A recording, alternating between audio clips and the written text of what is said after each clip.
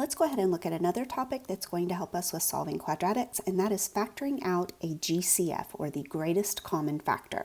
So you should recall from Algebra 1 that the greatest common factor is something that every term has in common, and specifically the biggest thing that every term has in common. We'll look at our coefficients, our numbers, separately from each individual variable that might occur in our terms. So for number 5, our greatest common factor, our GCF, if I look at the numbers, I have a 5 and a 15, so the factor between those is going to be 5, because 5 will divide evenly into both 5 and 15. I only have an x in one of my terms and a y in the other, so we don't have x's or y's in common between all the terms. So the 5 is what's in common, and I'm going to pull that out to the front and put everything that's left in parentheses. So 5x divided by 5 leaves me with x. 15y divided by 5 leaves me with a 3y. And this is my factored form, pulling out the greatest common factor.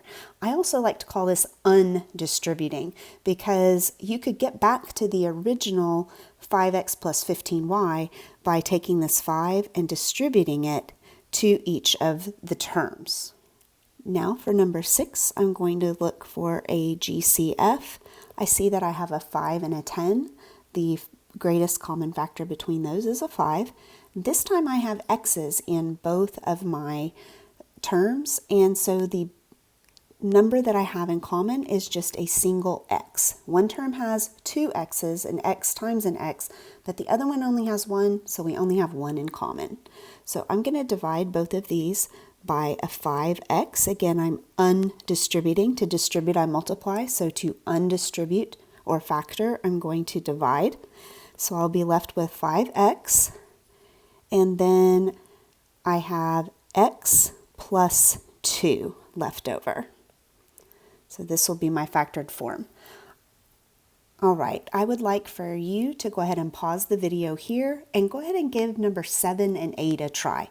They have 3 terms, but we're doing the exact same thing, looking for a greatest common factor, something that all of the terms have in common. Pause, try it on your own, and then come back here to see how you did. All right, let's go ahead and look at number 7. You should have identified a 2 as being the biggest number that we could pull out of each, and an x as the biggest variable that we could have pulled out of each. So a GCF of 2x. I want to remind you here of a little shortcut for dividing variables that have exponents. If I have an x to the third and I'm dividing it by an x, that's an x to the first power, I can figure out what I have left by subtracting the exponents. So 3 minus 1, because if I don't have an exponent, it's an implied 1. 3 minus 1 is 2, so my exponent that I have left is a 2. So if you can remember that little shortcut, that will help you as we go along.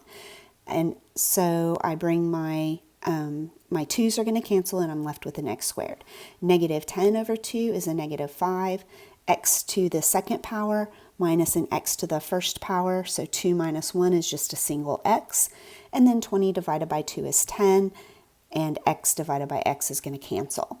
Number 8, there is no common factor between 3, negative 7, and 6, so nothing with my numbers, with my coefficients, but I have an x squared and a y in every term. So I'm going to divide that out and be left with 3x squared.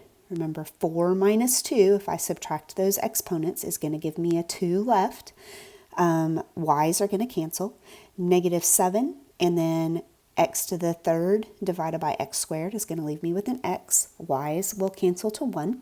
And finally, 6 x squareds go to 1 and cancel. Y squared over a y to the first power, so 2 minus 1 is going to leave me with a single y.